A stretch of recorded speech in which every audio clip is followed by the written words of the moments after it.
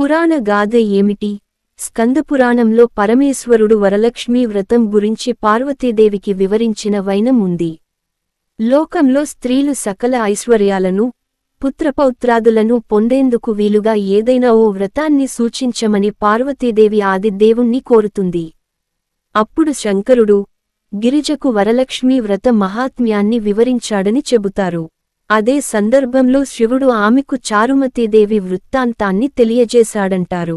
భర్త పట్ల ఆదరాన్ని, అత్తమామల పట్ల గౌరవాన్ని ప్రకటిస్తూ చారుమతి ఉత్తమ ఇల్లాలుగా తన బాధ్యతల్ని నిర్వహిస్తూ ఉండేది. మహాలక్ష్మీదేవి పట్ల ఎంతో భక్తిశ్రద్ధలు కలిగిన చారుమతి, అమ్మవారిని త్రికరణ శుద్ధిగా పూజిస్తుండేది. ఆ మహాపతివ్రత పట్ల వరలక్ష్మీదేవికి అనుగ్రహం కలిగి స్వప్నంలో ఆమెకు సాక్షాత్కరిస్తుంది.